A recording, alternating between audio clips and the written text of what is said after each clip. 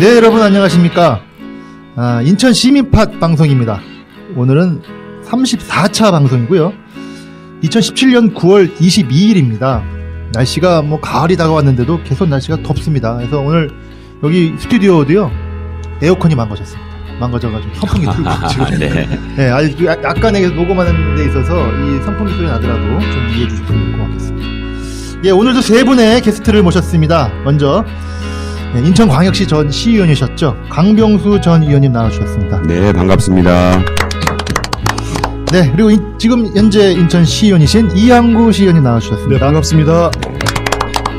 네, 그리고 우리 이성수 팀장님 나와주셨습니다. 예, 반갑습니다. 이성수입니다. 네, 날씨가 뭐 굉장히 뭐 가을인 듯한데 아직 가을이 아니긴 한데, 뭐 최근에 이렇게 뉴스를 보니까 그 지금 유엔에서 문재인 대통령이 유엔 연설도 하시고, 그리고 이제 뭐 트럼프도 하고 부시도 하고 뭐 쭉 하는데, 어떻게 뭐 강병수 전 의원님은 어떻게 좀 뭐 어떻게 뭐 문재인 대통령이 열렬 또 이렇게 또 지지하시는 입장에서 네. 어떻게 보셨습니까? 어젯밤에 평화를 강조한 평화라는 단어를 30몇 번을 33번인가? 30번 쓰셨다는데, 저는 아주 시의적절하고, 특히 유엔이라고 하는 것을 만든 목적이 우리 전 세계의 평화와 협력과 연대를 하기 위해 만든 기구 아닙니까? 예. 그래서 거기서 물론 북한과의 제재나 이런 말씀도 하셨지만, 네. 평화에 중점을 두고 하신 것은 아주 시의적절했다 하고 전 세계의 그 유엔 회원국으로부터 지지를 받을 수 있는 적당한 멘트였다. 연설이었다. 근데 그거보다도 저기 김정숙 여사의 그 간장게장을 400인분을 가지고 갔다는 게 저는 화제더라고요. 그걸 누구 주려고? 교민들. 그러니까 이제 간장게장은 쉽게 이게 그러니까 담가 먹기가 어렵고, 특히 미주 지역에는 거의 못 먹나 봐요. 근데 고향의 맛을 이제 교포들을 만났을 때 무엇을 가지고 갈까 고민하다가 간장게장 400인분을 비행기 싣고 갔다 그래요. 그게 아주 훈훈한 뉴스입니다. 똑똑똑똑하네. 저는 그 보면서 저기 뭐죠? 저 트럼프가 이제 저기 대통령이 이제 유엔 연설을 하지 않았습니까? 그래서 뭐 아주 뭐 북한에 대한 아주 그냥 심한 발언을 했는데, 그것에 대한 그 북한 외무상에 대한 대답이 저는 아주 그냥 화끈하던데요. 개짖는 소리. 제가 볼 땐 전 세계 미국 대통령을 상대로 저렇게 얘기할 수 있는 나라는 내가 볼 때 북한뿐이 없다. 그렇지 않습니까? 그렇죠. 야, 그거 어떻게 개짖는 소리예요. 그러게. 이걸 참 뭐라고 해야 되는지, 이걸 참. 둘 다 막장으로 가고 있는 거죠, 지금. 그러니까 제가 볼 때는 완전히 이 북한하고 미국과의 어떤 지금의 어떤 그 핵과 관련된 거의 치킨 게임 방식으로 가고 있는 것 같아요. 그래서 이 치킨 게임을 할 때 이기는 사람들은, 그게 원래 그런 거 아닙니까? 서로 이렇게 마주보는 차를 갖고 마주치는데, 이거 그 중간에 도망가는 사람이 겁쟁이가 되는 건데, 겁쟁이 그렇죠. 게임이라고 하는데, 제가 볼 때는 이거 완전히 이거 그 핵 문제는 미국과 북한의 거의 치킨 게임처럼 돼 있는데, 이 게임에서 경제학에서 보면요, 이기는 사람은 어떻게 이기려면 딱 하나뿐이 없습니다. 어떻게? 그냥 미친 짓을 하면 됩니다. 자기는 그냥 끝까지 간다라고 하면 상대판이 피하게 말이에요. 이건 경제학에 나와 있는데. 그래서 제가 볼 때는 지금 북한은 무조건 그냥 그런 게 아닌가라는 느낌이. 그렇지는 않을 것 같아요. 아닌가요? 예. 왜냐하면 선택의 기로가 없죠. 그러니까 제가 보다 선택 이유가 없으니까 하는 얘기예요. 그렇다고 막 끝까지 가는 게 무슨 선택도 아니죠. 그건. 끝까지 가면요, 만약 이 게임에서 미국도 끝까지 오면 서로 충돌하고 그냥 박살나는 건데, 미국은 절대 그런 결정을 안 할 거라는 거죠. 그래서 뭐 하지 않겠냐라는 개짖는 소리가. 네? 하여튼 뭐 유엔 하면서 아직 뭐 한반도 정세에 굉장히 중요한 어떤 이슈가 되긴 한데, 그렇습니다. 오늘 주간 이슈 브리핑은 두 가지 정도만 하도록 하겠습니다. 첫 번째는 지난 그 33차 시민팟 방송에서도 얘기했던 그 송도 6809 지금 그 시의회에서 지금 조사 특위까지도 만들어졌는데요. 또 그 이후에도 또 아주 재밌는 이야기가 많은 것 같습니다. 네. 그 얘기를 좀 한번 하도록 하고요. 두 번째는 지금 내년 지방선거 앞두고 지금 국민의당하고 바른정당이 그 정책 포럼을 중앙에서 지금 그 구성을 했지 않았습니까? 근데 또 최근에는 국민의당 인천시당이 인천의 바른정당하고 정의당한테 지방선거 정책 연대를 제안했다는 소식입니다. 그래서 이게 무슨 포석이냐, 이 얘기를 좀 나눠서 좀 듣도록 하고요. 그리고 오늘 주요 이슈 주제는 인천의 주요 이슈는 그 GM 대우. 지금 뭐 철수설이니 뭐 여러 가지 논란이 많습니다. 실제 GM이 인천 경제계에 차지하는 비중이 뭐 협력업체 포함한 30%가 넘는다고 하는데 굉장히 뜨거운 이슈가 될 것 같아서 이것에 대한 진실이 뭔지에 대해서 얘기를 나눠보도록 하겠습니다. 자, 먼저 주간 이슈 브리핑 송도 6809에 관련된 얘기를 좀 하도록 하겠습니다. 지난번 우리가 얘기해가지고 그 정대유 당시 경제청 차장이 페이스북에서 글 올리면서 이게 논란이 됐고 결국은 이제 인천시의회에서 조사 특위까지 만들어져서 진실을 밝히겠다. 송도 6809의 어떤 개발 이익에 대한 어떤 논란을 공공에 이제 같이 한번 검토하겠다라고 했는데 그 이후에 지금 뭐 제가 알기로는 이제 조사특위가 이제 구성이 됐고 이제 다음 주에 이제 구체적으로 이제 현장도 가고 그 정대유 차장도 이제 그 증인으로 채택이 돼가지고 아마 이제 와서 이제 얘기할 것 같은데 근데 거기서 지금 또 다른 또 2차 또 논란이 있습니다. 왜냐하면 조사특위 위원장이 그 유재홍 그 시의원인데 그 정대유 차장하고 유재홍 시의원하고 또 페이스북에서 또 논쟁을 벌이고 있다고 그러는데 이 얘기는 우리 이한구 시의원 잘 아실 것 같은데 한번 좀 소개 좀 해주시죠. 어떤 내용입니까 지금? 예, 저도 직접 뭐 접해서 자세히는 모르고 있지만 그 페이스북에 이제 그런 논란이 있었다 해서 지역 언론에 이제 몇 군데 기사가 나온 바가 있습니다. 유재용 그 위원장이 네. 그 최근에 이제 몇 차례 이번 조사특위에서 용두사미로 끝나지 않고 확실하게 개발이익 환수와 또 네. 하나는 그 이 새로운 39만 평 개발 계획에 따른 환수 장치를 분명히 하는 계약, 네. 이런 대안, 이런 거를 만들어내겠다는 의지를 거듭거듭 밝히고 있었죠. 예, 예. 그런 와중에 이제, 이 페이스북에서 이제 논란이 있었다라는 거예요.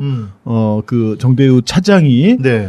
유재영 그 위원장이 과연 자격이 있냐. 조사특위 그 위원장으로? 조사특위 위원장이나 위원으로 무엇인지 밝히지 않았어요. 근데 무엇인지는 그렇게 밝히지 본 건 않았고, 아닌데, 예. 그러니까 이제 유재영 위원장이 자기가 이제 페이스북에다 쓴 것은 자기가 예. 위원장으로 임명이 됐다. 그래서 내용을 뭐라고 올렸냐면 시민의 재산을 보호하라는 엄명으로 받아들이고 진행하겠습니다. 흐트러진 공직은 기강을 바로잡고 사리사욕을 부당하게 챙기는 기업은 혹독한 대가를 치를 것입니다.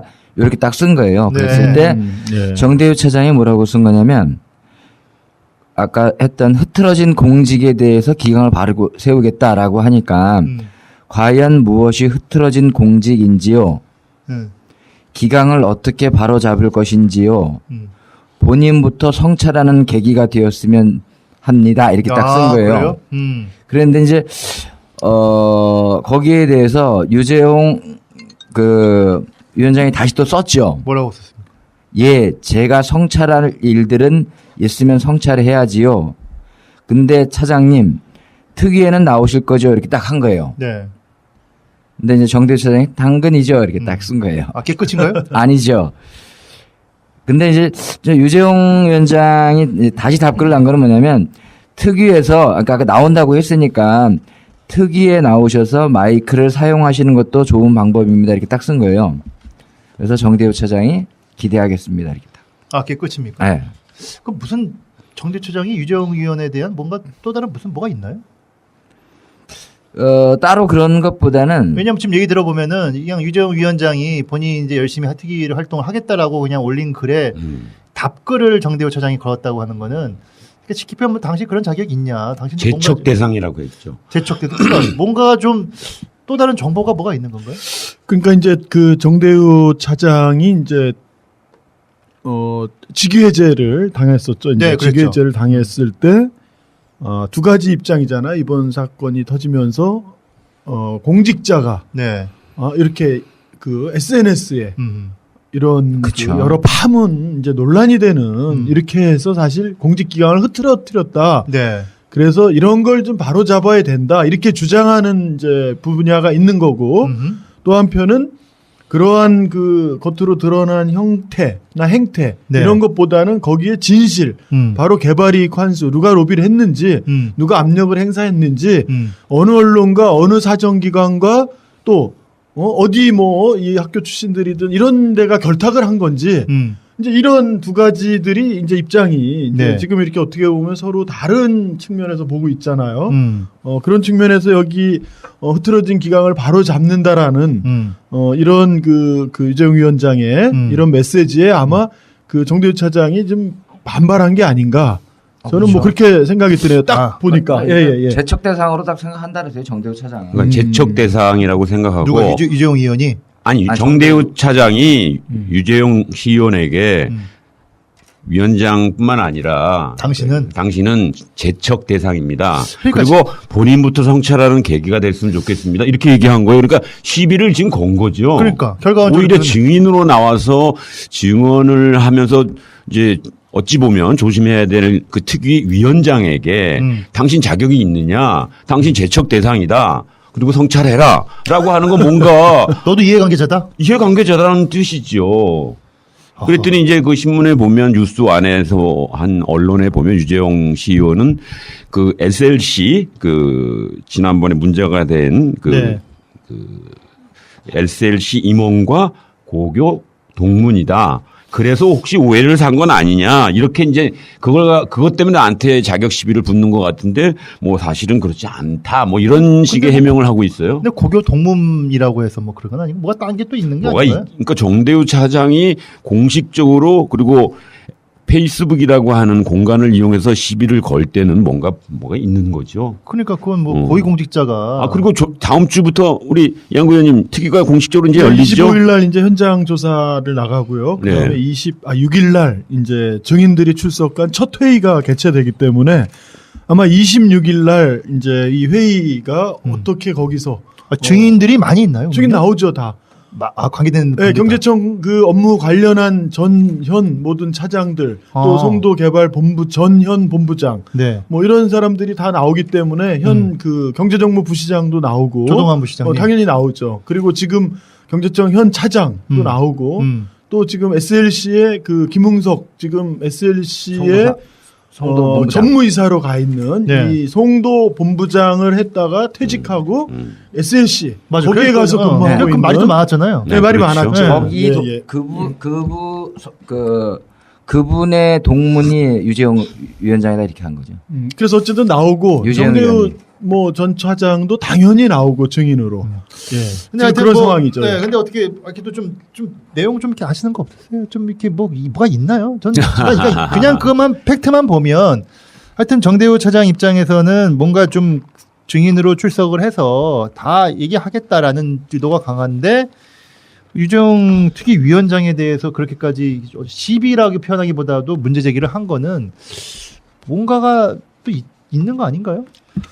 뭐가 있다고 뭐 봐야죠. 그거는 당사자들만 알 수 있겠죠. 당사자들만 알 수 있겠고 어쨌든 26일 날 이제 특위에서 네. 그런 공방이 또 벌어질지 그건 뭐 주목해 봐야 될 제가 것 봐서는 같고요. 정대우 차장이 그런 발언을 공개적으로 했고 뉴스 안에 기사까지 되어 있다면 작심하고 공개할 의지가 있는 거죠. 그래서 일단 특위를 좀 지켜볼 필요가 있다고 봅니다. 뭔가 진실 공방이 있을 것 같네요. 근데 하여튼 이 문제와 관련해서 정대우 차장이 척이 이제 SNS에 올리면서 논란이 되고 직위해제까지 했다가 그 지금은 시정문 단장으로 또 갔잖아요. 네, 그래서 이제 국정원 그것도 간 단장이죠. 것도 또 언론 쪽에 뒷말이 많았어요. 이게 뭐 유정복 시장과 뭔가 좀 이렇게 타협을 해서 뭔가 이렇게 적절히 한 거 아니냐부터 해서 그래서 좀 너무나 좀 이게 안개 속에 쌓여 있다 보니까 다음 주 화요일 날 이제 그 증인으로 출석해서 이제 어디까지 좀 더 이렇게 명쾌하게 밝힐 수 있을지 이게 좀 제가 볼 때는 그날 또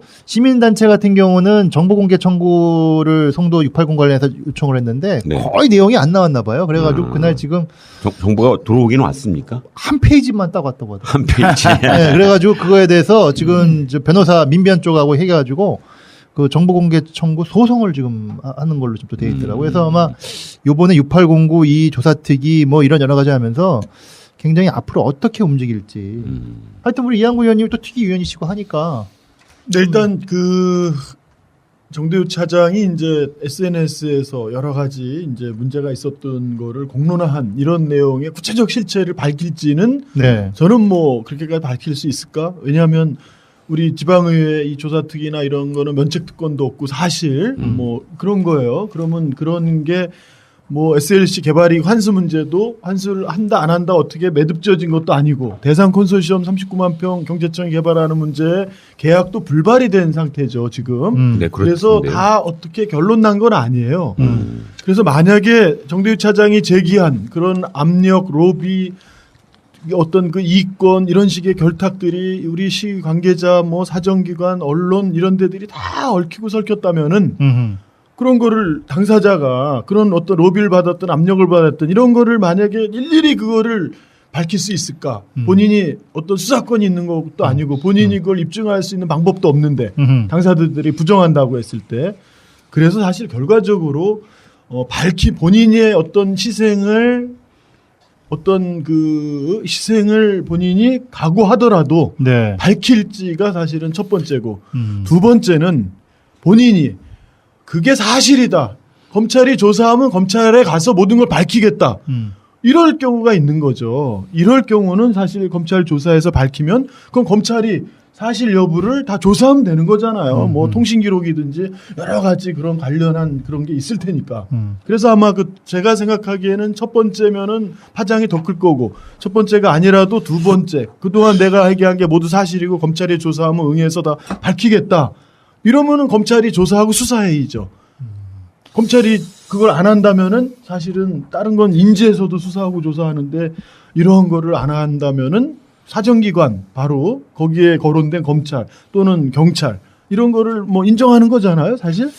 예, 하여튼 뭐 지금 다음 주 그 화요일 날 그러면 그 조사 특위 그 증인할 때는 어떻게 지금 뭡니까? 이게 공개로 하는 건가요? 아니면 비공개로 하는 건가요? 이거 그건 그 특위 위원 저희도 이제 특위를 그때 몇 번 사안마다. 해봤는데 네. 저희가 할 때는 특위를 공개했습니다. 요번에 꼭 어떻게? 근데 이제 그건 전체 회의에서 결정해야 되죠. 특위 네, 회의를 특위회의에서 이제 전체를 공개할 수도 있고 전체를 비공개할 수도 있고 그렇죠. 아니면은 아직 결정된 게 없군요. 예, 특정 정보 관련해서 뭔가 이렇게 뭐 보호가 필요하다 이럴 경우는 어떤 부분에 대한 조사 특정 사안에 대한 네. 이런 것만 이제 비공개로 하는 사안도 있죠. 공개로 하다가. 아직은 결정된 건 없는 거예요. 그렇죠. 그런 거는 이제 당일날 진행하면서 이제 하게 되는 거고요. 예, 예. 아마 지역의 언론에서도 굉장히 뭐 이슈가 돼 있기 때문에 굉장히 관심을 갖고 있고 하여튼 뭐 제 개인적으로는 이번 6809 이런 문제로 인해서 앞으로 이 송도 이 개발 이익과 관련해서 좀 더 공공적으로 좀 될 수 있는 하나의 좀 계기가 돼야 하는 게 제일 중요할 것 같아요. 그래서 제가 어제 6809 현장에 갔었습니다. 그랬어요? 네.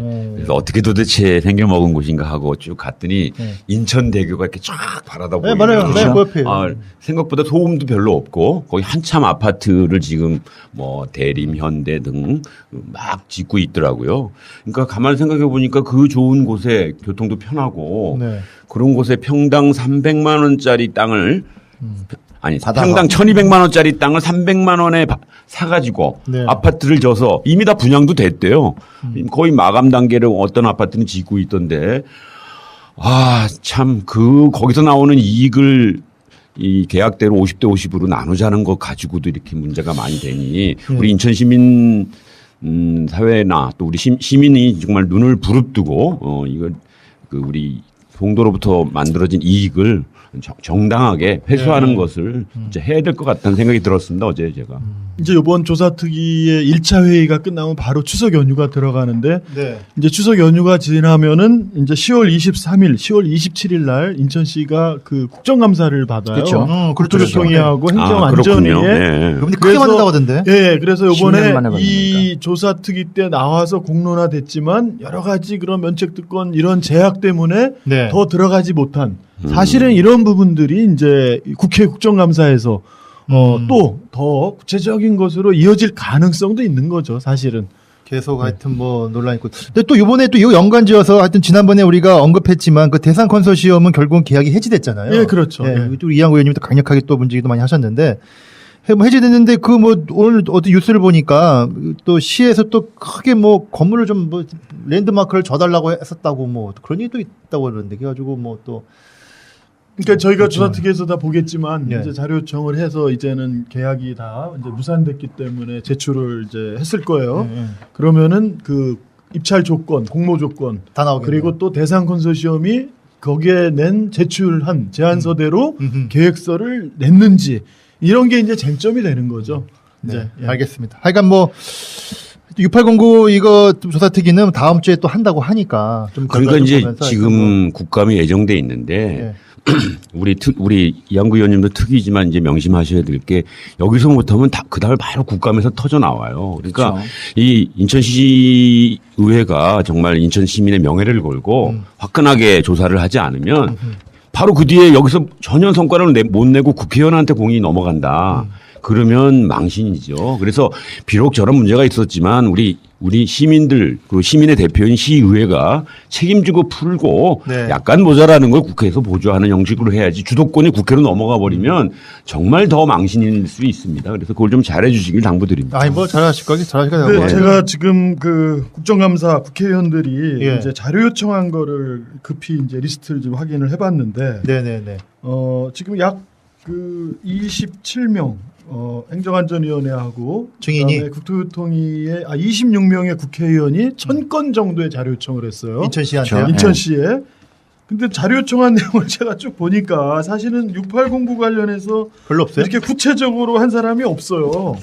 윤관석 의원님만 그 6809 토지 매각 관련 자료 일체, 당초 조성가, 매각 감정가, 매각 가격 등 관련 자료 포함 이렇게만 했고 사실 이번 논란이 된 여러 가지 SLC와 개발이익 문제, 당초 뭐 계약의 문제, 또 이번에 그렇죠. 39만 평 대상 콘소시엄 공모했는데 이게 계약이 무산된 이런 구체적으로 누구 고민한 사람이 없는 거예요. 그래서 이게 참 추가적인 자료 요청을 해서 누가 할 건지 모르겠지만 지금까지 네. 제가 오늘자까지 음. 이제 자료 요청한 목록 1000건에서는 상당히 미흡하다. 국회의원들의 아직은 구체적 네. 이해와 준비가 네. 파악이 충분히 되지 못할 수도 있겠죠. 근데 하여튼 뭐 그 시주의 조사특위에서 또 한번 또 이게 되면 그게 또 되지. 하여튼 그 내용을 좀 두고 보면서 우리가 다음에 또 한번 이렇게 결과를 그렇습니다. 들어보는 걸로 하도록 네, 네. 하겠습니다. 네, 두 번째 주간 이슈 브리핑 하도록 하겠습니다. 아까 말씀드린 대로 지금 서울 중앙 쪽에서는 국민의당하고 바른정당이 최근에 그 정책 포럼을 만들었습니다.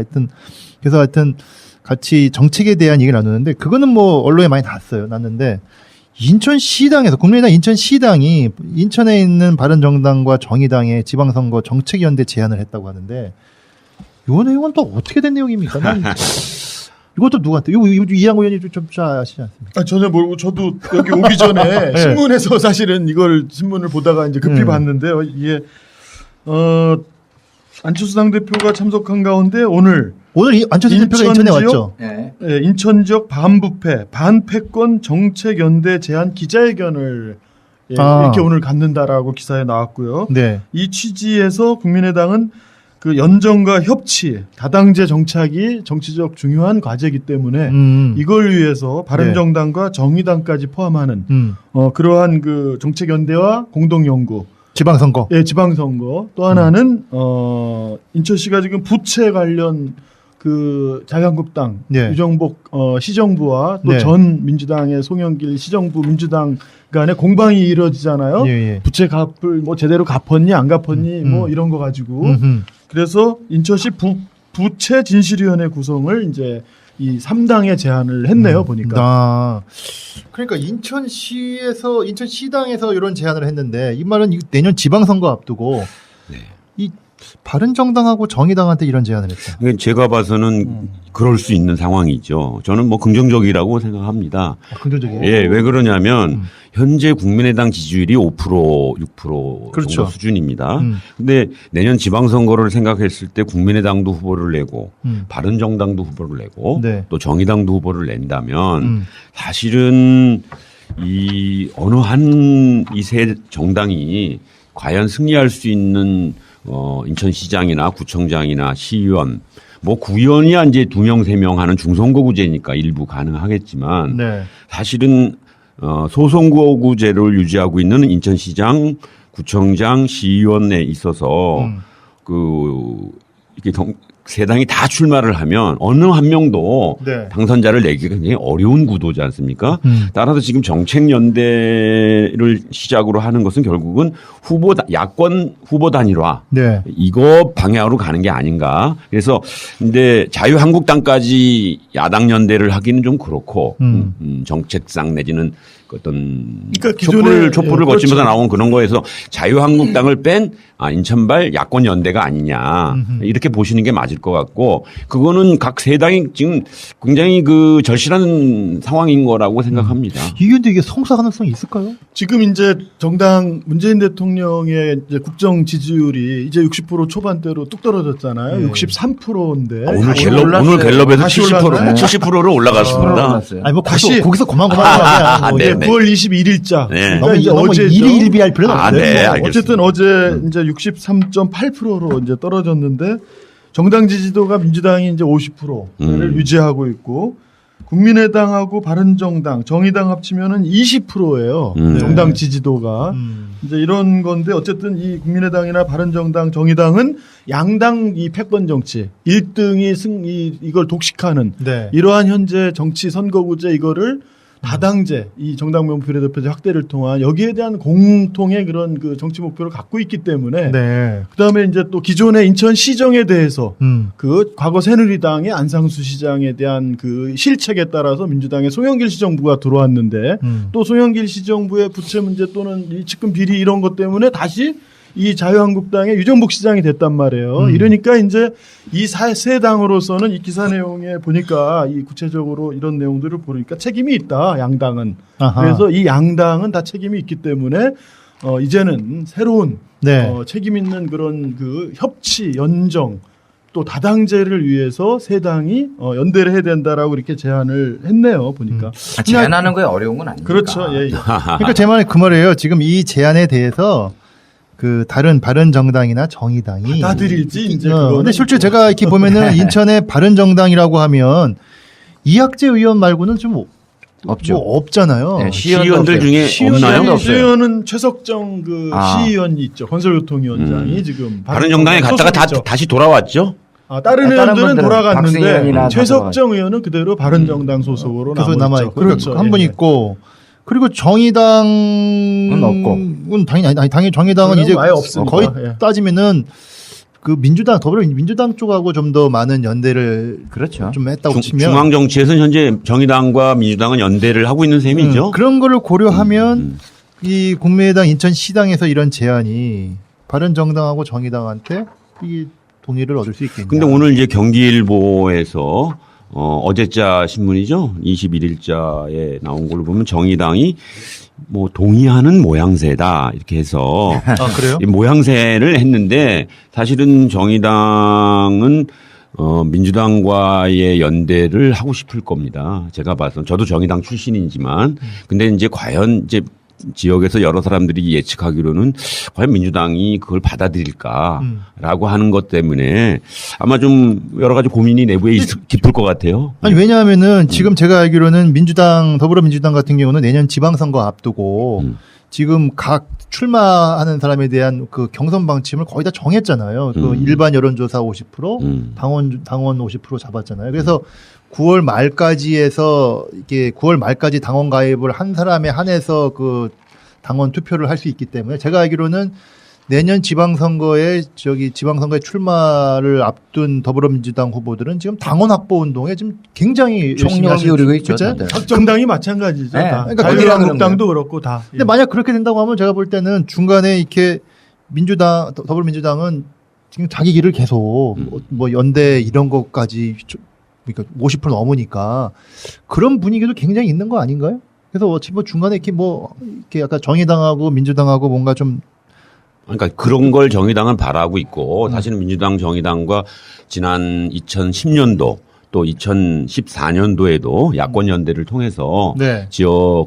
지방선거를 치렀던 역사적 경험도 있으니까 정의당 입장에서는 민주당과 함께 협력적 관계를 유지해서 어떤 몇몇 지역에 중요한 그 TO를 빼주는 거죠. 후보를 좀 양보받고 싶은 마음이 있을 거고 한편으로는 이제 그런 쪽 추진과 그게 여타되지 않을 경우에는 뭐 이런 이제 국민의당이 제안한 내용도 한번 검토를 할 필요가 있겠죠. 그런 면에서 뭐 이걸 민감하게 받아들이기보다는 좀 말씀하신 대로 이제 그 다당제로 가는 것이 저도 건강하다고 보여지는데 그런 것 속에서 있을 수 있는 뭐 검토 차원이 아닌가. 저는 뭐 충분히 가능하다고 네. 보는 거예요. 왜냐하면 예. 내년 지방선거가 그 분권 개헌이라고 하는 게 이미 확실히 정해져 있기 때문에 네네. 현 정부가 이 문재인 대통령과 지금 민주당이 과연 이 선거 전에 촛불 그런 약속 이런 분권 개헌 확실한 연방제 수준의 분권 개헌이 필요하다라고 했는데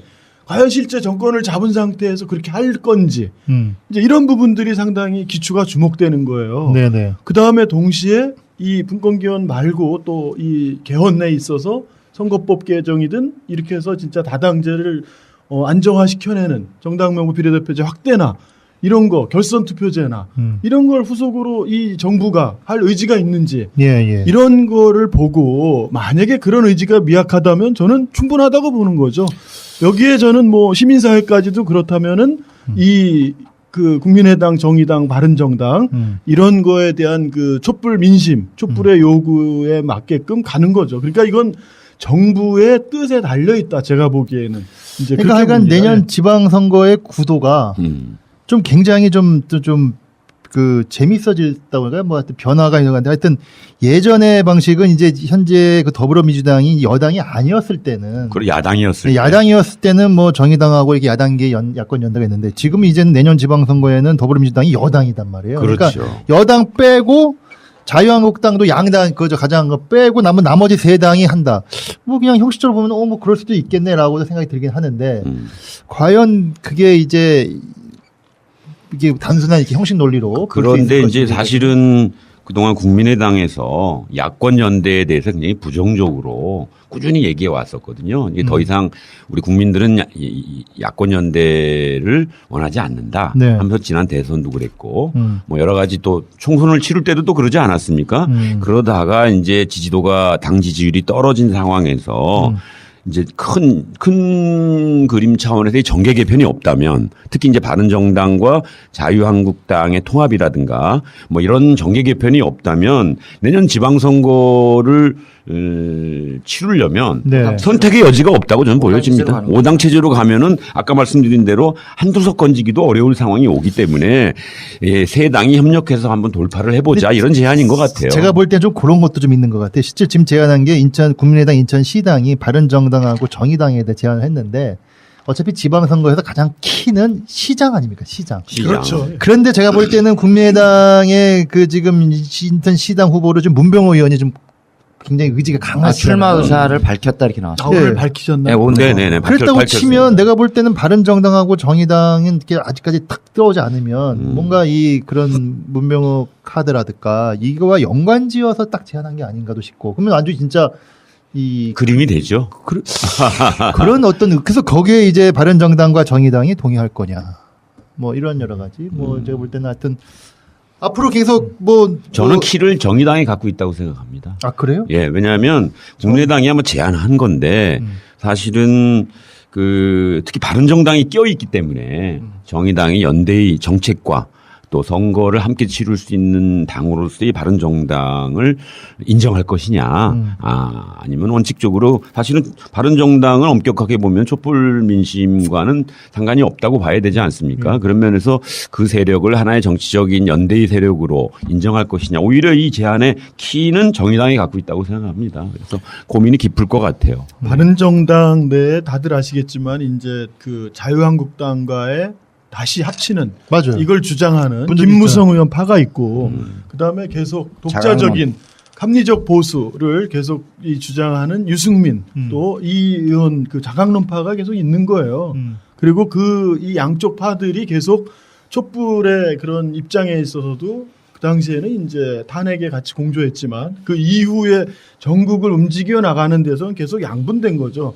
자유한국당을 배제한 합리적 보수를 재편해야 된다는 세력과 다시 이제 이 보수의 이 파이를 키워야 된다는 또 그쪽 자유한국당의 복귀를 주장하는 세력이 지금까지 이어지는 거죠. 네. 그래서 그 흐름이 이제 어떻게 가느냐가 내년 지방선거까지 또 주목해 봐야 될 것 같고 또 하나는 무엇보다도 분권 개헌이죠. 그다음에 개헌, 선거법 개정, 개혁입법 이런 부분에서 현 정부가 과연 그 이 촛불에 약속하고 이랬던 촛불이 요구한 이거를 이행한다면은 네. 이건 상당히 이제 이런 노력을 하더라도 정당 간 다툼에 의해서 경쟁에 의해서 이렇게 간다고 하더라도 힘을 뭐 많이 받긴 힘들 수 있는 거죠. 현 정부 하기 나름이라고 봅니다. 저는. 근데 저는 이게 두 가지가 그러니까 지방선거 문제와 자치 분권 문제는 좀 두 가지가 굉장히 다르다. 왜냐하면 시기상 같이 맞물리기 때문에 실제 그게 지방선거의 그 뭐 선거 제도라든지 이런 걸 건드리는 건 아니니까.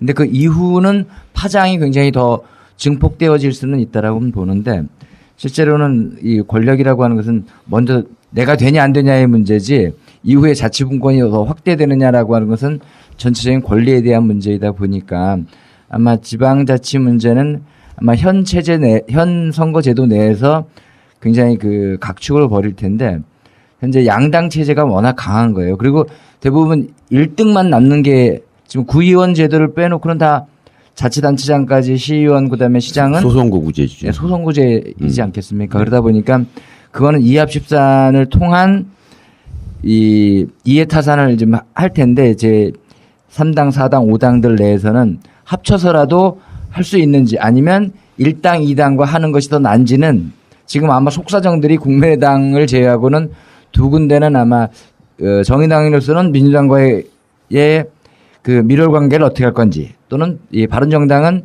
자유한국당과의 이것도 아마 속마음들은 이게 다 갖고 아마 국민의당 것도 아마 재볼 텐데 그러나 현실적으로 자리를 놓고 이렇게 얘기하는 것은 어떠한 테이블이라 하더라도 그렇게 만만한 것은 아닌 것 같아요. 그러니까 하여튼 뭐 제가 볼 때는 이게 뭐 중앙 차원에서 접근되는 게 아니고 인천 차원에서 접근되는 거다 보니까 하여튼 뭐 이런 제안이 어떤 효과를 받을지 그리고 또 아까 이한군 잠깐 언급했지만 시민사회는 이 문제에 대해서 어떻게 바라볼 건지 왜냐하면 시민사회도 이제 뭐 이후에 이제 어떻게 할지 모르겠지만 그런 것도 앞으로 좀 더 두고 봐야 될 근데 문제가 그거는 아닌가? 이제 좀씩 그 서로들 얘기하는 가운데는 그동안까지는 뭐 후보 단일화, 뭐 정책연대, 정책연합 뭐 이런 얘기가 있었고 여러 가지 전술들을 지금 고민은 하고는 있습니다. 그러나 그 민주당이 상당 부분 키를 가지고 있는데 요즘 뭐 아까 70% 그다음에 뭐 한 40%가 넘으니 독자 완주 뭐 이런 얘기도 많이 나오는데 그것에 대해서는 오만을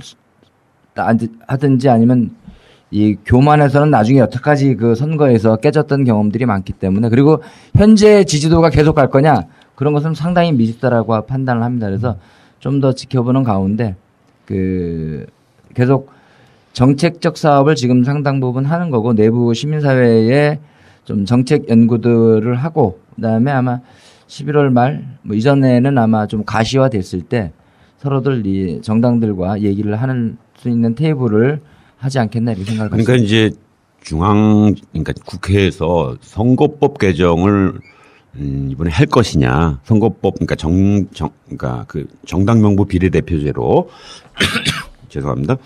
정당 명부 비례대표제로 선거구 내지는 선거법을 개정한다면 사실은 이런 정책연대 내지 후보 단일화 야당의 후보 단일화가 의미가 없는 거죠.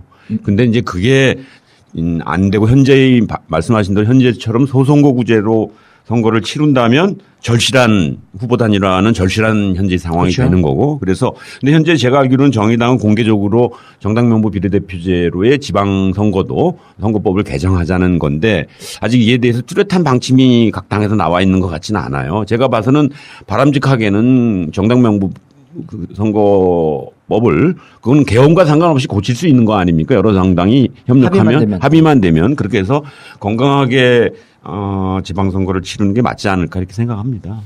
네, 하여튼 뭐 오늘은 뭐 하여튼 국민의당 인천시당에서 그런 각 정당에 제안한 정책 연대에 대한 앞으로의 방향과 전망에 대해서 살펴봤습니다. 또 좀 더 지켜보고요. 아마 이제 곧 뭐 각 당에서의 어떤 입장이 나올 터이니까 그럴 때 한번 다시 한번 검토해보는 것으로 이렇게 하도록 하겠습니다. 네, 이렇게 주간 이슈 브리핑을 마치도록 하고요. 이제 오늘 주제로 다룰 내용을 좀 해보도록 하겠습니다. 아까 말씀드렸다시피 인천 GM대우 문제 이게 지금 지역에서는 굉장히 큰 이슈입니다. 이게 뭐 전국적인 이슈가 되기는 아직은 아니지 모르겠지만 아까 언급드린 대로 지금 GM대우가 인천 경제에 차지하는 비중이 30% 뭐 전후로 왔다 갔다 할 정도로 협력업체까지 따진다고 하면 크기 때문에 이 GM대우가 뭐 최근에 무슨 철수한다느니 뭐 구조조정을 한다느니 뭐 그렇지 않다느니 뭐 여러 가지 논란이 많습니다. 논란이 많은 상황에서 지역에서도 몇 번 관련된 토론회도 좀 제가 있었던 것으로 알고 있고 그래서 일반 이 청취자분들은 이 GM대우가 도대체 지금 현재 어떤 문제가 있는지 잘 모르시는 분들이 굉장히 많으실 것 같아요. 그래서 이 얘기를 한번 좀 현재 뭐 때문에 이렇게 논란이 되고 있는 건지에 대해서 좀 얘기를 나눠보도록 하겠습니다. 먼저 이거 간단하게 좀 한번 좀 정리해 주시죠. GM대우 좀 논란의 지금 핵심이 포인트가 뭡니까 지금? 그러니까 지금 그 최근에 지금도 노조에서는 부분 파업을 하고 있습니다. 아 그래요 지금? 예. 그러니까 전면 파업은 아니고 시간대별로 몇 시간씩 이렇게 하고 있는데 별로 잘 알려지지 않았네요. 제가 GM대우 근처에 살고 있는데 네.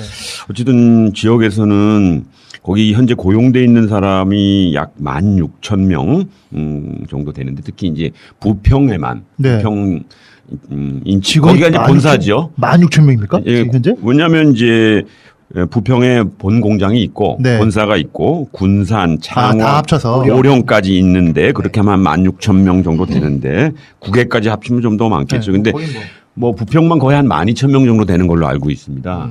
그런데 이제 12,000명의 문제가 아니고 만약에 철수하거나 어쨌든 정상적인 조업이 이루어지지 않을 경우에 지역의 그 부품 공장 또 이런 하청업체, 협력업체들 이렇게 포함하면 또 지역에 거기 다니는 사람들까지 포함하면 거의 약 한 10만 명의 생계와 고용과 삶의 문제가 연관돼 있고 아까 말씀하신 대로 인천경제 전체를 차지하고 있기 때문에 그래서 관심이 많은 거죠. 근데 철수 얘기가 갑자기 왜 나온 겁니까? 전 그 본인 GM대우는 그런 얘기를 한 적 없다고 하는 거 아닌가요 지금? 근데 지금 뭐 조합이나 다른 쪽에서 뭔가 좀 그런 움직임이 있는 거 아니냐라고 해서 좀 이렇게 전 이게 팩트부터 저는 좀 약간 좀 그 이게 어떤지가 좀 궁금합니다. 좀 내용 좀 어떻게 뭐 아시는 분 있나요? 제가 팩트를 확인했더니 GM 스스로는 철수를 한다고 얘기한 바가 없고 네. 언론에서 문제를 먼저 제기했고 그 언론이 자꾸 뻥튀기. 이게 돌려서 네. 계속 확산되는 것이라고 얘기해요. 네. 근데 이제 어저께 마침 또 우리 이한구 의원 또 네. 이성두 팀장님 저 이렇게 해서 인천의 그 시민과 대안 연구소라고 우리 시민사회가 만든 대안을 연구하는 네. 사단법인 네. 시민과 대안 연구소가 있는데 거기서 우리 이제 산업노동 포럼을 한 달에 한 번씩 해요. 예, 예. 그 포럼에 우리 같이 가서 공부를 좀 했습니다. 네, 네. 근데 이제 그 문종인 그 연구원이 GM 노동조합에서 정식으로 의뢰를 받아서 용역을 받아서 네. 금속노조하고 한국 GM 노동조합의 그 용역을 받아서 연구한 결과를 어제 봤더니 예. 상태가 심각합니까? 상태가 아주 심각한 상황입니다. 저도 놀랐는데 첫 번째로 뭐 말씀 그동안 네. 언론에서 많이 찾는데 일단 누적 적자가 거의 2조 9천억 정도 되고요. 2016년도 기준으로 보면. 그런데 또 자본은 이제 다 잠식돼 가지고 네. 거의 90억밖에 안 남아 있어요. 그렇게 큰 연간 매출액이 12조를 하는 곳인데 네네네. 12조 하는 회사의 자본금이 실제 자본금은 90억밖에 안 남아 있고 부채 비율은 무려 85,000%라고 하는 게 85,000%. 800%가 아니에요. 처음 들어봤어. 800%가 지금 전에 우리 그 외환위기가 왔을 때 IMF 그 네. 800% 하면 다 그냥 기업들이 망가졌거든요. 네. 8,000%도 아니고 85,000%로 돼 있다라고 하는 것이 부채가 그렇게 많다는 거 아니에요? 부채 비율이죠. 부채 비율이 그렇지만 또 정상적으로 지금 조업이 이루어지고 있는 상황인데 이런 이제 작년도 감사 보고서가 올해 공개가 되면서 아하. 이게 이제 이 정도면 뭔가 심각한 내부의 문제가 있는 것 아니냐라고 하면서 언론에서 그 이제 감사 보고서라는 게 이제 3월 주총 때면 이제 공개가 되지 않습니까? 네네. 그리고 이제 여기는 외부 다 공개하게 돼 법에 의해서 그렇죠. 다 공개하게 돼 있으니까 그런 것들을 입수한 언론에서 이 정도 상황이면 야 무슨 85,000%인 이 GM대우가 과연 유지할 수 있겠느냐 아무래도 얘네들 다른 생각 있는 거 아니에요? 내각하고 근데 튈 것 같다 이런 걱정 어린 보도가 나오면서 그게 자꾸 확산되어지는 분위기인데 GM 내부에서는 여전히 그런 얘기가 없다. 우리는 철수하지 않는다. 이렇게 얘기하고 있는 거죠. 근데 이제 저렇게 이렇게 원인을 뭘로 봤냐면 실제로 GM대우라고 하는 글로벌 기업이 우리나라 상황만에 우리나라 사회 뭐 구조 그 경영 실적이 안 좋다든지 그다음에 작년도에 통상임금 문제라든 이런 좀 어려운 점은 있었는데 그거보다는 사전에 실제로 러시아 공장을 폐쇄를 해요. 그다음에 북유럽 공장 오펠이라고 하는 북유럽을 전체를 팔아먹었던 공장을 그 올해 초에 이제 폐쇄했습니까? 폐쇄를 한 거죠. 네, 브라질 폐쇄를 하고 인도 것도 구조조정이 끝났고 이번에 온 사장이 7월 달에 온 사장이 인도에서 구조조정을 다 완결을 하고 이제 넘어온 지금 현재 인천에 와 있는 대장이. 예, 카올 카젬이라고 하는 이르게 되니까 그리고 이제 그동안에 우리나라에 있는 상황을 쭉 보면 아까 지금 강병수 의원 얘기했듯이 그동안은 이제 그 산업은행이 이제 국가에서 이제 투자했던 돈이 25% 이상이 돼서 상당 부분 이 결정을 할 수 있는 뭐 파산을 하든 폐업을 한다 하더라도 그것을 막을 수 있는 게 됐었던 거예요. 근데 우리나라 정부 지분이 그전 됐다. 네, 근데 2010년도인가 11년도에 증자를 하게 되면서 그게 20% 미만으로 줄어요. 17.5%. 산업은행 지분이. 네, 그리고 우리가 더 증자를 하지 않겠다 이렇게 되면서 이제 줄은 거죠, 상대적으로. 그리고 이제 10년 동안 이 산업은행이 이사회에서 규제할 수 있는 이 권한을 가지고 있었어요. 그게 10월 17일이면 끝나요. 다음 달 10월 22일. 10월 22일. 예, 특별 결의 거부권하고 이제 감사 선임권. 산업은행이 17%의 지분밖에 갖고 있지 않지만 네. 2012년에 이 정관을 새로 변경할 때 이런 특별한 권한을 부여받는데 그게 예. 한시적으로 받은 거죠. 그게 이제 10월 22일까지. 까지다 보니까 이제 이게 시점이 이제 거의 만료가 되니 그러면 이제 거의 절대적인 권한이 한국 GM에 있기 때문에 그리고 그동안의 세계적 흐름에 한국 GM, 그러니까 글로벌 GM이 그런 행태들로 봤을 때 그다음에 산업 변화라든지 차량 대수의 매출이나 이런 걸 보니 한국에도 굉장히 큰 변화가 될 것이다. 그 중에 최소한 뭐 하나가 철수도 있을 수 철수나 있다. 구조조정이나 뭐 파산, 뭐 다른 폐쇄. 나라까지도 있으니까 그러니까 이런 우려가 확산되는 거고. 그렇죠. 그러니까 이제 전 세계적으로 자동차를 판매하던 GM 본사가 지금은 다른 나라 거는 다 거의 다 철수하고 중국에 주력하나 봐요. 중국에 판매를 주력하고 중국, 미국 이제 저기죠. 네, 본사가 있는 미국과 그렇죠. 그다음에 디트로이트. 한국 GM이 있는 거죠. 네, 디트로이트하고 한국 GM이 있고 그다음에 중국에는 중국이랑 합작하는 네. 그런 공장이 있는 거죠. 그런 이제 근데 다른 나머지 지역 이제 다른 지역도 러시아 이런 건다 합작법이 폐쇄했던 그것만 거죠. 다 폐쇄해버리죠. 그러니까 다 그걸 이제 우리가 이제 GM 본사가 있고 이제 한국 GM이 있는데 한국 GM이 독자적으로 모든 경영적 결정을 하지 못하고 네. 본사의 전체적인 세계 경영의 흐름 속에서 있을 거 아닙니까? 그런데 전 세계적인 여러 주요한 나라의 공장들을 다 폐쇄하고 네. 중국과 지금 한국만 남아 있는 상태이고 한국의 GM 대우의 경영 상태를 보니 엉망이고.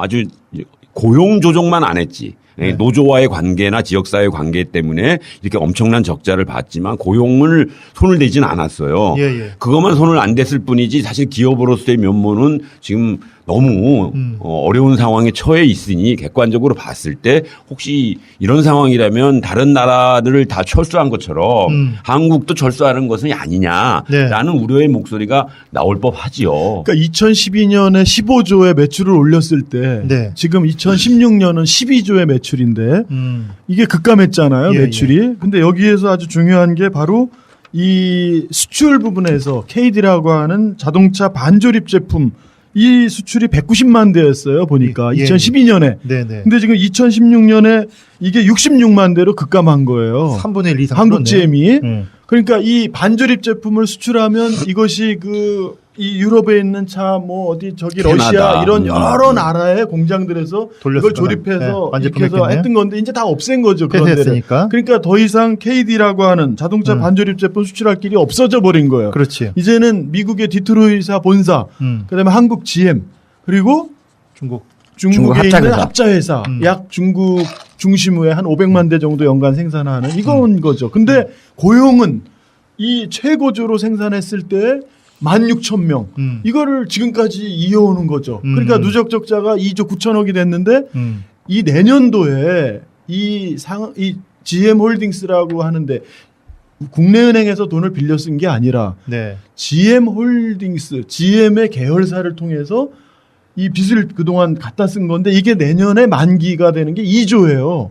어허. 그러니까 사실은 이 GM은 계속 이러한 이 계속 누적 적자가 일어나고 있고 내년 만기인 걸 갚으려면 부분 매각을 하든 뭘 어떻게 하지 않으면 안 된다라는 거를 이미 객관적 지표는 터뜨린 거죠, 네, 사실. 객관적 지표는 명확하게 지금 뭔가 조치를 취하지 않으면 안 되는 상황이 왔다 이거 아닙니까? 내년에. 자기네는 부정하지만 실제 이 지표상으로는 내년에 바로 2조를 상환해야 되는 여기에서 GM이 어떤 액션을 취할 때 사실은 그거를 뭘 거부하거나 이럴 수 있는 명분이 별로 없는 거죠. 계속 적자가 수천억씩 나고 있고 더 이상 그 기존에 2012년 정점에 이뤘을 때 매출이 높았을 때 그런 네. 부품은 덜 팔아서가 아니라 더 이상 그걸 내보낼 데가 없는 거예요. 여기서 만들어도 그 공장이 다 없어졌기 때문에.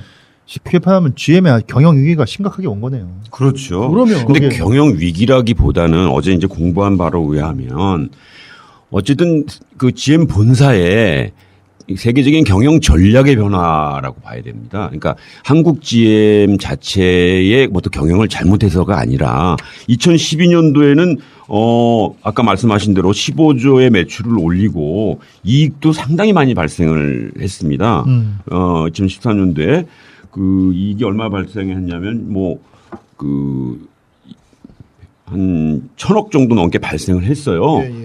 실제로는 더 나와야 되긴 하는데 어쨌든 이제 이렇게 정상적인 가동 공장이 갑자기 2014년, 15년, 16년 되면서 어려워진 것은 한국 GM의 문제가 아니에요. 그러니까 GM 본사의 경영 전략의 변화 차원에서 아까 말씀하신 대로 세계의 주요한 공장들 다 폐쇄하고 그러니까 반제품 수출을 막 반제품 수출을 못하게 되니까 당연히 이렇게 되겠네요. 예, 우리 수출 비중이 그러니까 내수가 지금 전체 그 매출액 부분에서 차지하는 것이 전체에서 그렇게 높지가 않고 네.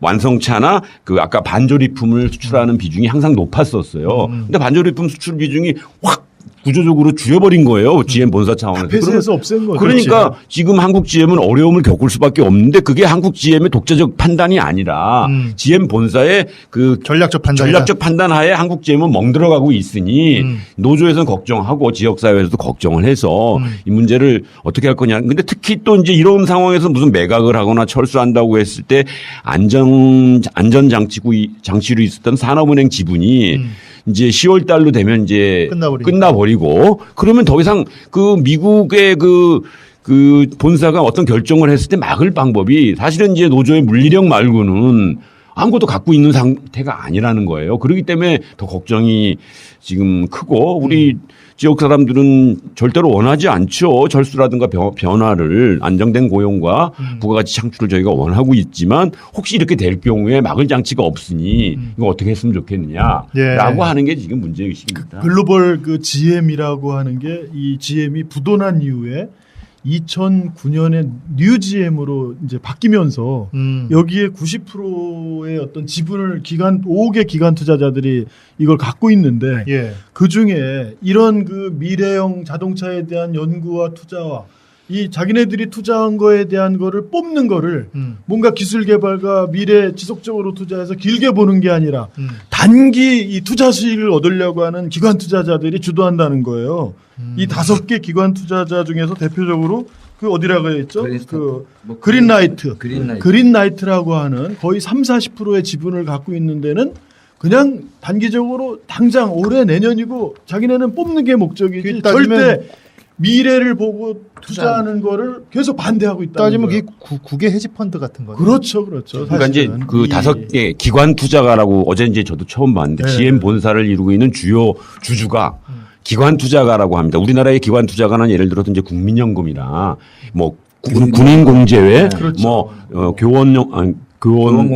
교원공제 이런 거를 기관 투자라고 하는데 미국도 이미 그런 기관 투자가들이 많이 있죠. 그러니까 정상적인 제조업을 통해서 이익을 얻는 그런 투자자들이 아니고 그러니까 일정한 이익률만 매년 보장되면 투자하는 그런 기관 투자가들이 주류를 이루고 있어요. 이미. 그런데 그중에서도 이제 이 GM이 그게 심각한 거죠. 거의 그들로 구성돼 있으니까 심지어는 전기차 개발도 하지 말라는 겁니다. 왜냐하면 전기차 개발을 하려면 앞으로 10년, 20년을 봐야죠. 계속 투자를 해야 투자를 되지 해야죠. 않습니까? 네, 네, 네. 근데 그 사람들의 목적은 투자해서 미래의 수익이 아니라 단기 수익을 단기적인 배당에 관심이 있는 거죠. 그러니까 어떻게든 뭐 한국 GM이 어떤 지금 다 어려움에 처하든 어떤 든 상관없이 자기네들은 매년 꼬박꼬박 배당 5% 이상 내지는 6% 이상의 안정된 배당만 가져가는 게 최대의 주주의 목표이기 때문에 거기에 종속적으로 움직이고 있는 한국 GM의 입장에서는 정상적인 제조업으로서 미래를 설계하고 판단하고 준비하는 그런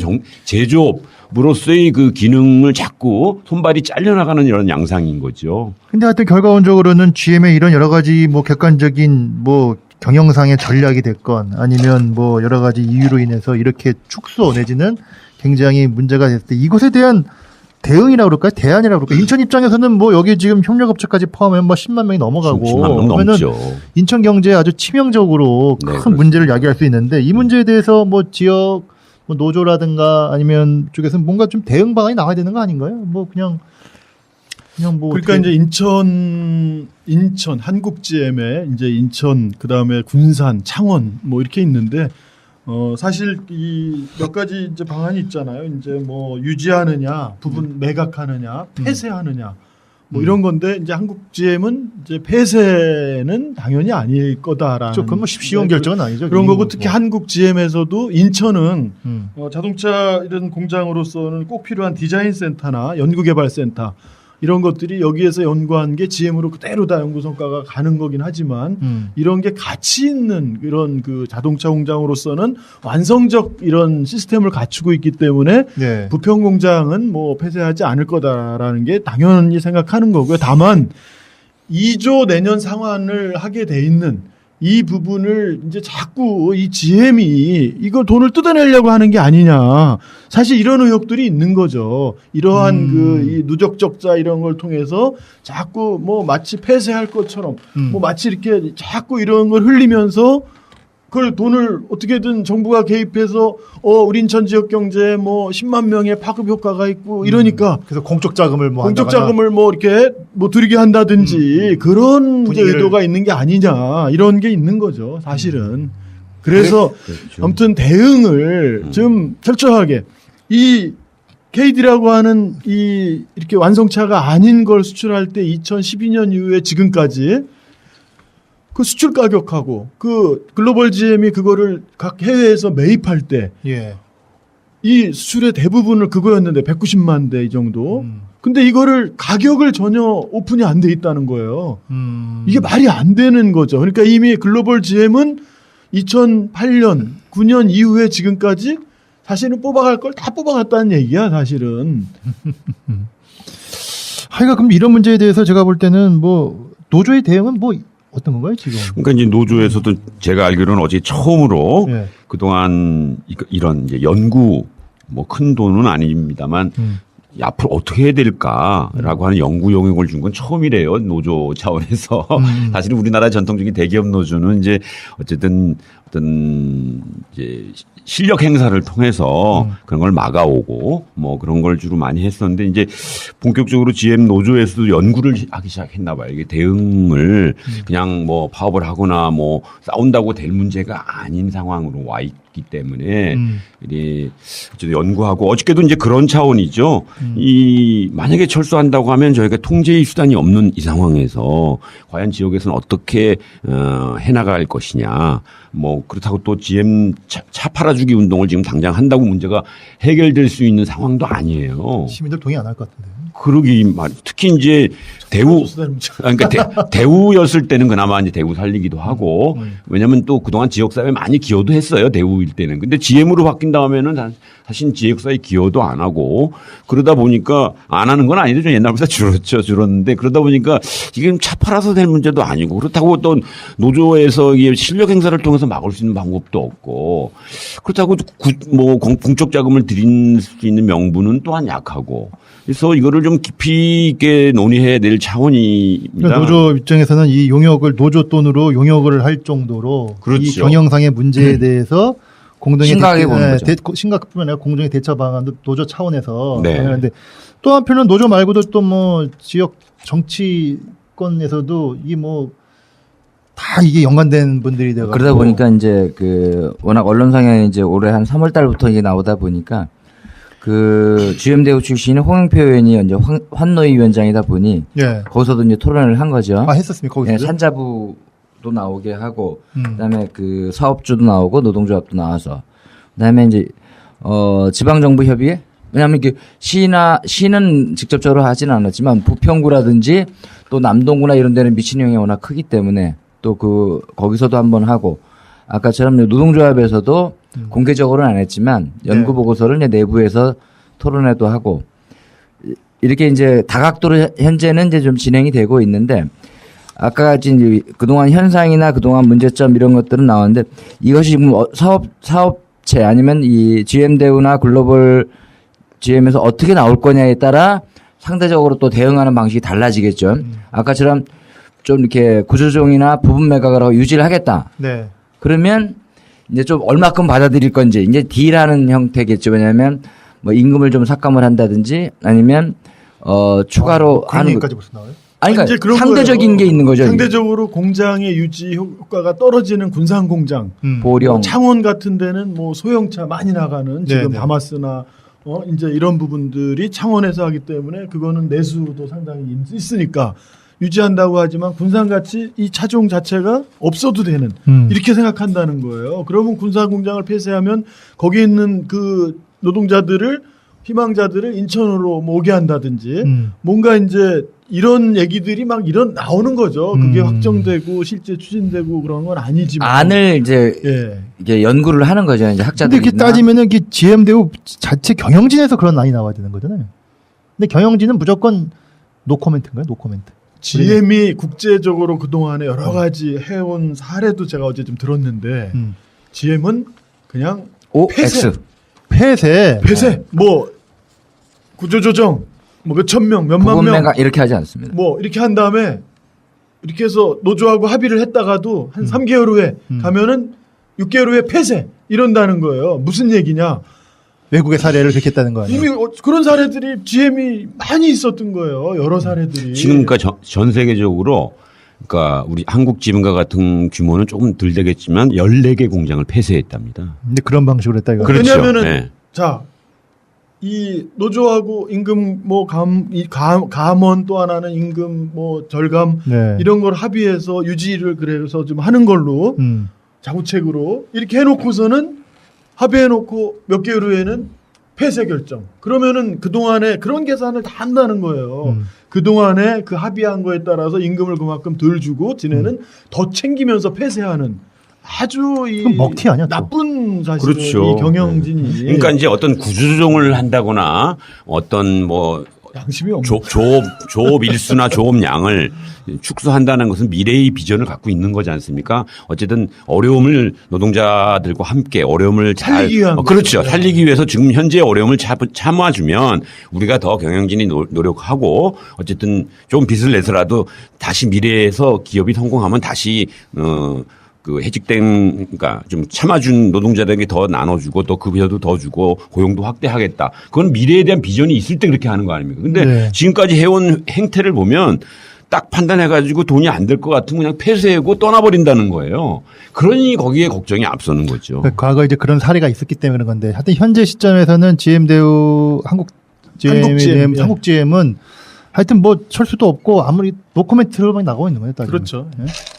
하여튼 앞으로 계속 이게 그런데 이제 가장 큰 문제가 이제 어제 진단한 그 연구자의 얘기에 의하면 함부로 팔지 않을 것이다. 함부로 철수하지 않을 것이다. 왜냐하면 이미 GM 아까 이한구 의원이 얘기했던 것처럼 좀 누적 적자 2조 총부채 2조 9천억인데 내년까지 2조 원을 갚아야 되는 거예요. 이거를 그러면 만약에 철수하거나 폐쇄하면 GM 홀딩스라고 하는 또 하나의 그 금융회사에서 연간 4.5%로 빌린 2조 9천억이 다 거기에서 빌린 겁니다. 국내은행에서 한 게 아닌데 그럼 그거는 못 받는 거예요. 걔네들이.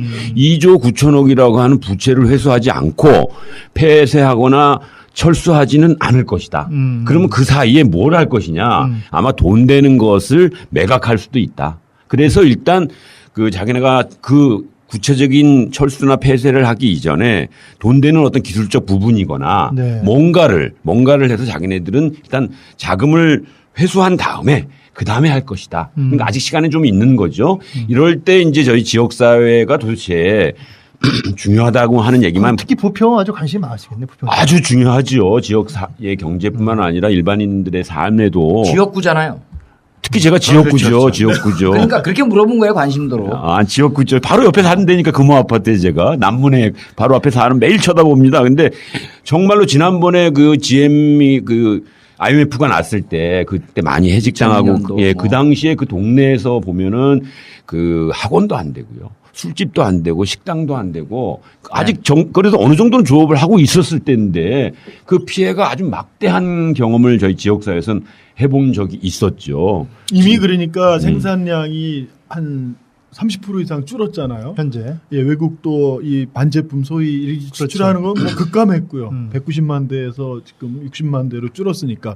그러면은 이미 1000개 GM에만 납품하던 하청회사들 여기는 일거리가 그만큼 줄었다는 거예요. 그렇죠. 근데 문제는 이 GM이 그동안에 이 기술 혁신, 뭐 신기술 이런 거를 하지 않았기 때문에 1차 협력회사, 이 밴드라고 하는 이 회사뿐만이 아니라 특히 밑에 있는 1000개 정도 되는 이 하청업체는 GM만 보고 옛날 방식의 이 낡은 이 시스템들을 운영해 온 건데 여기 아니면은 다른 데로 이 납품하고 이럴 수 있는 길이 없는 거예요. 그렇죠. 그래서 사실은 이 한국 GM 문제를 그냥 자동차 사주기 운동 이런 정도로 해결할 수 있는 게 아니기 때문에 한국 GM을 어떻게 계속 유지시켜서 거기에 적정한 고용 인원을 유지할 것인가. 그래서 어떻게든 다시 이것을 활성화시키는 이거를 전환시켜낼 건가. 자, 이러려면은 그동안 GM이 한국 GM으로부터 뽑아가는 불투명한 이 회계 구조 이런 거에 대한 철저한 검증과 이런 것들을 좀 막기 위한 정부와 국세청이나 이런 차원의 국회 이런 노력들이 선행돼야 되는 거고 두 번째로는 어쨌든 이 15조를 했을 때와 지금 12조로 급감하고 계속 또 더 이 매출이 줄어드는데도 16,000명의 이 고용을 그대로 유지하는 게 맞는지 그건 뭐 노동조합이 판단할 문제이긴 하죠. 근무 형태를 순환근무니 뭐 이런 식으로 해서 서로 고용을 나눌 것인지 이런 부분들. 어쨌든 그러한 거에 대한 노조가 그리고 또 여러 가지 채용 비리라든가 그동안 그 여러 도덕적 해이 이런 것 때문에 시민들로부터 많은 그 불신들을 받고 있는 게 같이 있단 말이에요. 이런 걸 어떻게 극복할 거냐라는 게 병행되는 거고 다만 실제로 이 1000개가 가까이 되는 이 부품업체와 그 가족들의 생계가 당장 어려워진 거예요. 네, 사실은 예. 이런 부분들에 대해서는 GM만 바라볼 게 아니라 이제는 그 정부와 인천시 차원에서 이러한 그 이 GM만 바라보는 옛날 시스템의 영세한 이런 부분들을 업종 전환이나 새로운 그 우리 인천시가 이 추진하고 있는 여러 가지 신성장이나 융합 산업이나 이런 데로 이거를 혁신시켜내는 뭔가 이런 정책적 프로그램이 병행이 필요한 게 아니냐. 이러려면 이제 노사정, 그 시민이 참여하는 이러한 차원에서 사실은 종합 대책들을 지금부터 좀 마련할 필요가 있을 것 같다. 단순히 한국GM 살리자 이런 차원은 아니라는 거죠. 예. 하여튼 뭐 지금 쭉 얘기를 들으면서 느끼는 거는 이 GM 대우가 이 인천 경제의 한 30% 전후를 차지함에도 불구하고 인천경제 30%는 이제 과장이 됐다라는 게 이제 사실은 뭐전 그동안 그동안.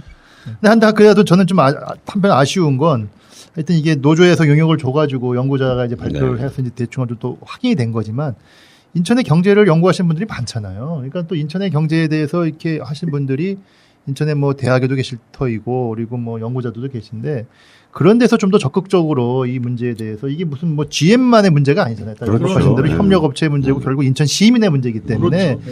이런 거를 진짜 좀 더 명확하고 분명하게 좀 더 조사를 하고 분석을 해서 그것에 대한 대안을 빨리 시급히 마련해가지고 그 대안대로 좀 해서 진짜 우리가 진짜 이렇게 그 생각하지 않은 뭐 급격한 어떤 문제가 발생하지 않도록 계속 봐야지 근데 않겠냐. 이제 저희 고민은 뭐냐면 뭐 GM 대우나 노동조합이나 여기는 실제는 기득권이에요. 다 이게 엉켜서 가는. 왜냐하면 그동안 이제 판매를 하던 이게 1차 밴드나 2차 밴드, 3차 이렇게 협력업체까지 별로 이렇게 효과가 별로 없었던 거예요. 유지만 해준 거고.